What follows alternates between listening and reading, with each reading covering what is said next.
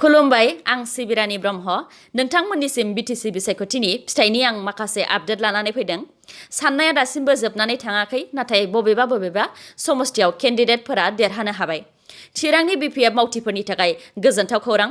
चिराङाव गासै मोन 7 समस्थियाव बिपिएफआ गेलेदोंमोन।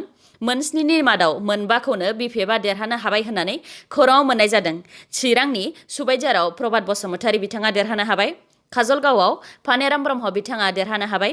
निसिमायाव जेम्स बसुमतारी, मानासाव धनन्जय बसुमतारी, 13 नं चिरां दुवाराव बि सावरायग्रा बसुमतारी, इउपिपिएलनिफ्राय 14 नं चिरां दुवाराव बिआर फेरेंगा बिथाङा देरहाबाय आरो माखासेखौ दासिमबो मिथिथ'नाय जायाखै। खौराङाव मोननाय बायदिब्ला क'क्राझाराव गासै बिपिएफ हान्जाया मोन 12 समस्थियाव गेलेदोंमोन। बिनि मादाव मोन 7खौ देरहानो हादों होननानै खौराङाव मोननाय जादों। क'क्राझार जिल्लानि पर्बतजरानिफ्राय मुनमुन बिथाङा देरहासारनो हाबाय। सालाकाथिनिफ्राय देरहासार बिथां, बावखुंग्रिनिफ्राय धनेश्वर गयारी बिथाङा देरहानो हाबाय। दतमानिफ्राय राजिब ब्रह्म बिथाङा देरहासारनो हाबाय। इउपिपिएलनि प्रमद बर' बिथाङा मोन 2 समस्थियाव गेलेदोंमोन, ककिलाबारि आरो गयबारियाव। ककिलाबारियाव प्रमद बर' बिथाङा उन जानानै दङ आरो गयबारियाव बिथाङा सिगां जानानै दङ। बिपिएफनि चिफ हाग्रामा महिलारि बिथाङा मोन 2 समस्थियाव गेलेदोंमोन, कसुगाव आरो देबरगावआव।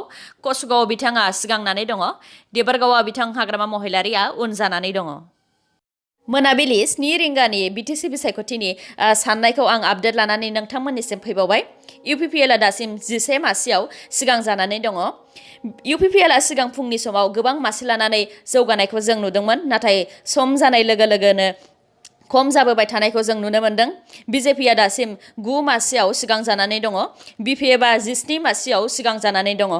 फुंनि समाव बिपिएफखौ जों गोबां खम मासियाव सिगां लानानै थानायखौ नुनो मोनदोंमोन, नाथाय सम जानाय लोगो लोगो बियो उल्था जाहैदों। बिपिएफआ बेलासि जानाय लोगो लोगोनो लासै बारायै दा 17 सिम सफैबाय।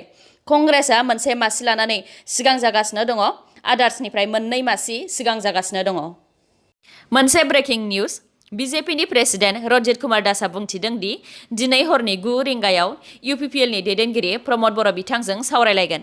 बे सावरायलायनायाव आसामनि chief minister Sarbananda Sonowal, doctor Hemant Biswa Sharma बिथाङा थागोन आरो सावरायलायनाया मोजाङैनो जायोब्ला इउपिपिएल आरो बिजेपि लोगो नांनानै 15 डिसेम्बराव बिटिआरआव गोदानै सोरखार दागोन।